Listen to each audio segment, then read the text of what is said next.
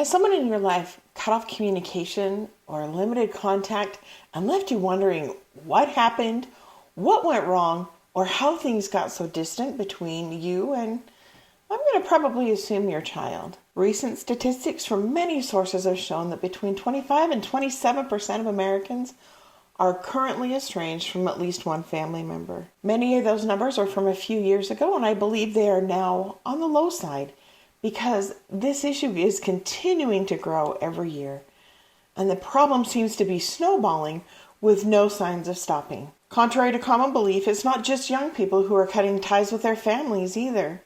It's now actually quite common to see people in their 40s, 50s, and even 60s cutting ties with family members that they deem to be toxic for them or detrimental to their mental health. Unfortunately, I've lived every side of this. Family estrangement is painful, heartbreaking, frustrating, confusing, maddening, and depending on where you are in the estrangement, it can also be very liberating. And that in and of itself is also very sad. With as quickly as this dynamic is growing, though, I'm still quite shocked at how much misinformation is still being spewed, the misconceptions that exist out there about it, and how little people actually understand about it. This video is the first of a multi-part series that I'll be doing aimed at helping people better understand what estrangement is and to clear up some of the misinformation about it. Estrangement is not just the occasional disagreement or rough patch in a relationship. It's not something people are just going to get over. Nor is it the normal process of young adults breaking away from their parents and spreading their wings and finding their place in the adult world. In fact, it's very normal for young adults to separate from their parents. They need that space away from them to figure out who they are. And they need us as parents to step into the background while they learn to fly. Because whether they're ready or not, or whether we're ready or not, our job of active parenting is done. D-O-N-E, the minute they turn 18. And the kids know it. In most cases, including normal, ordinary, everyday cases, the kids can't wait to make that shift. Not because they don't like us, but because they're ready to grow up and experience life on their terms. Estrangement, however, is the complete termination or cutoff of a once close and connected relationship. I want to make something very clear. This is not a trend or a craze. It is the literal breakdown of the family unit. Traditional families have been under attack and experiencing a slow death for decades. Emotional disconnect, excessive contention, divorce, distraction, and emotional immaturity, or quite frankly abuse, are just a few of the things that contribute to that breakdown. I've also noticed, even in raising my own kids, and especially even more now, there's much less regard for parents' rights to raise their own kids as they see fit. Let's face it, my generation embraced the mentality of it takes a village to raise a child. Now that might have sounded great at the time, especially to weary parents of young kids, but now we're paying for it. One of the big things we learned from raising special needs kids is that helpers are great, but their influence and their interference that we gladly welcomed at one point can also get in the way and cause a lot of problems that aren't readily visible. Plus, young adults today are the first generation of cell phone kids. They've had access to the internet since they were toddlers. They were babysat by iPads, and they had their own cell phones since elementary school, often with unrestricted access to whomever and whatever they wanted. As such, they've always had much more access to information, differing perspectives, and groupthink than we ever did. Unlike back in our day when we had to handwrite letters and send them by snail mail, they've always been able to talk to someone in another state or even on the other side of the world with just a click or two. Because of that, our way of life and our values are no longer confined to our home and our community, and it's now very easy for angry and entitled young adults to surround themselves with people who will keep the pot stirred, will never question their stories, will support them fully in their anger, their crazy beliefs, and their stories. And all that does is keep the dysfunction in the family growing and growing. I want to talk now about some of the warning signs that things are starting to run amok and there's an estrangement brewing on the horizon. If it can be caught early and corrected early enough, there's hope that things won't completely blow apart. So here are some of the common warning signs I want you to watch for. Number one is frequent avoidance. If your adult child begins dodging calls, texts, or invitations to connect or attend family gatherings, it's worth exploring what might be going on beneath the surface. One of the first places to look actually is with yourself, because it might be time to step back and realize they're not children anymore. They have busy lives, demanding schedules, obligations that they need to meet, and they also have their own preferences on how they want to spend their time and who they want to spend it with. And it's our job to respect that. If you place your own demands or expectations on their time, they're going to likely get very stressed out and buck you. The next thing you'll want to look for is growing tension. Are disagreements becoming more frequent or more intense? Is there an unspoken weight in your conversations? Do people feel like they're walking on eggshells around each other? And here's a frequently missed one. Are your adult children always quietly compliant to your requests or your demands? While you might love that and may brag that you have such good, obedient, and loyal kids, it's not actually normal for adult kids to be that compliant. And they may be quietly harboring some serious resentment and frustration. And the next thing you want to look at is what happens when they express an opinion or lifestyle choice that you don't agree with. Is there a civil discussion about it? Do you completely ignore it? Or does it result in a quick reaction from you? Is there a lot of contention over it? And are there any attempts to control it? Something else to consider is emotional distance. Have you noticed that your child is sharing a lot less with you, or they seem closed off? Maybe their answers are very vague and a little shifty. Pay attention. This could be a signal that something needs to be addressing, and they're doing something they don't want you to know about. Even if it's not that, do they willingly tell you about the people that they're dating, or how their job is going, or how they spend their free time? Or have once detailed answers been replaced with, it's fine, or it's good, or they simply won't talk about it at all? And you have to go to social media to see what's going on. What I know for sure is if it's too stressful to talk to you or to be in a relationship with you, or if they feel judged or stifled, they'll shut down and they'll likely shut you out completely very soon. The final thing you might want to pay attention to is their changes in tone. Do their responses feel dismissive or cold? Are they quicker to react with aggression and hostility than they were? If so, it's a sign of deeper feelings that they're struggling to communicate. Maybe they're afraid to share what they really think based on past interactions and responses that have been hurtful or dismissive. Maybe they don't want to share what's going on in their lives because they know they'll either get blamed, berated, or bullied if they do. Here's the thing, these are not usually one-off smorgasbord type symptoms. They're actually a downward spiraling pattern that points to a serious decline in a relationship. That doesn't mean it's too late or that relationship is doomed, but it is most certainly heading that way, and it is time to take a pause, to look back, and to consider what your next step should be before a full-on break happens, and that change of tone becomes emotional distance and full-on estrangement. If any of those things resonated with you, you might be asking what can be done to prevent estrangement. Well, first, take those warning signs seriously. You might not see what's going on as a problem, but your kids do. And if you want to keep them in your life, you've got to drop the justifications and see the danger. The next thing I had to learn the hard way was to back off and stop trying to parent them.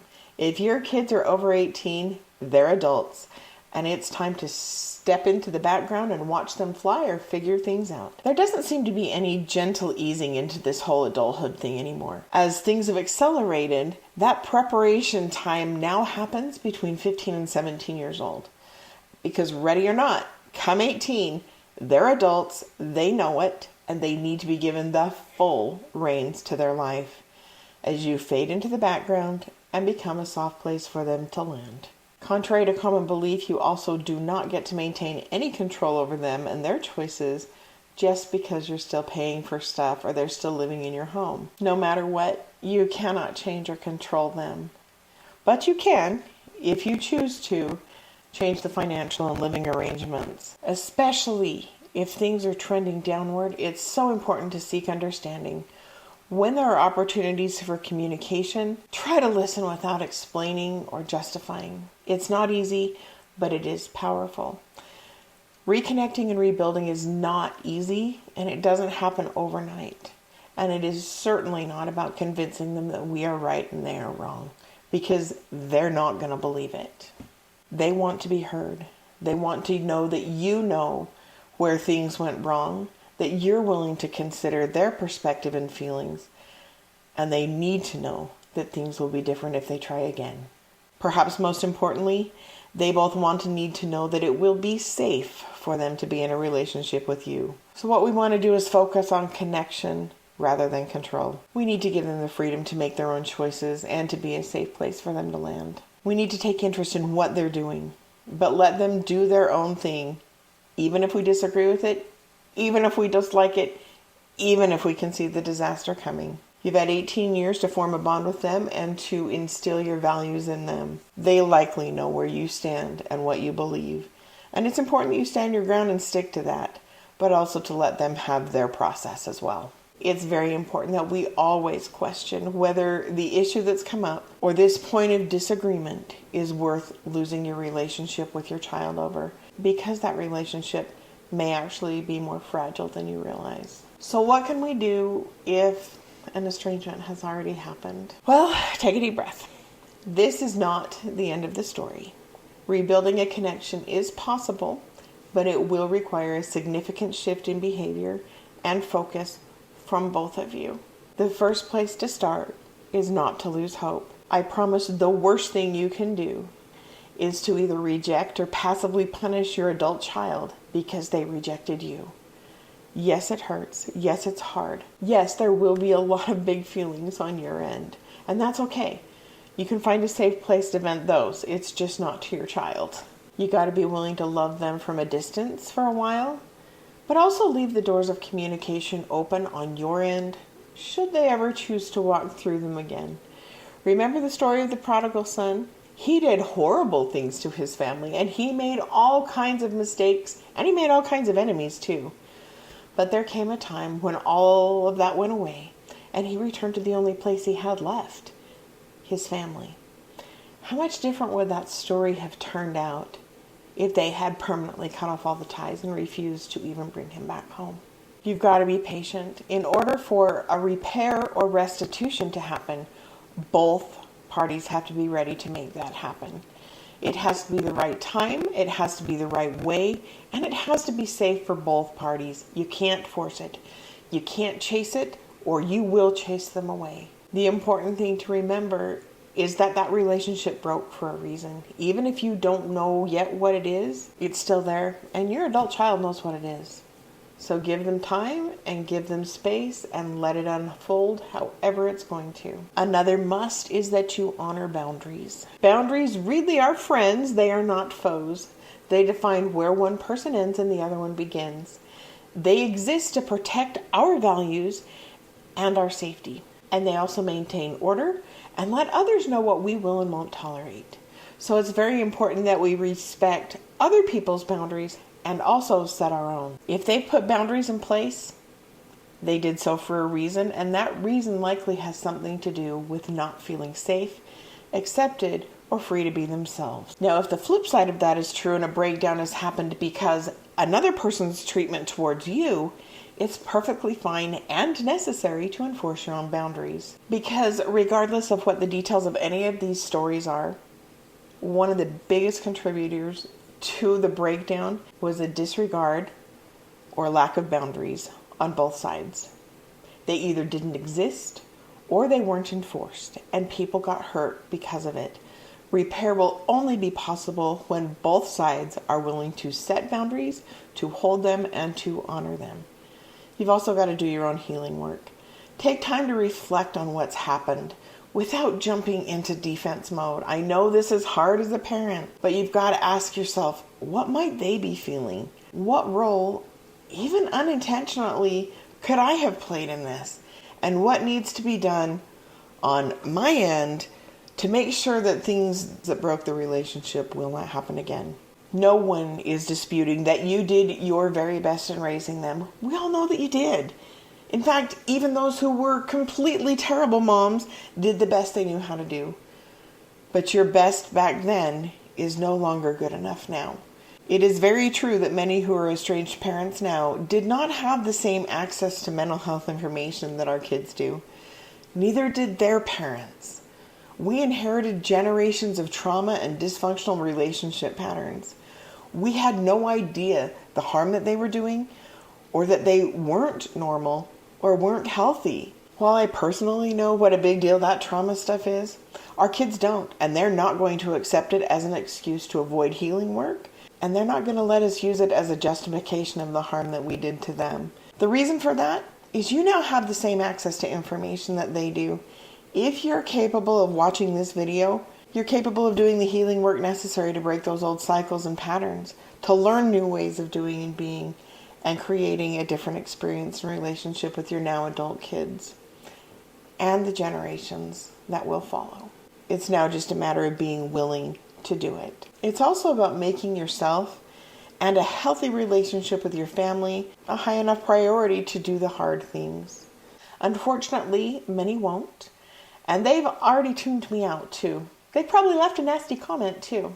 I will tell you this though, if you haven't done the work to figure out what went wrong, to own your part of it, and you haven't been through the healing process yourself, you're not ready to restore the relationship. And that's where your focus needs to be. If you're feeling overwhelmed right now, just know that you don't have to do this alone.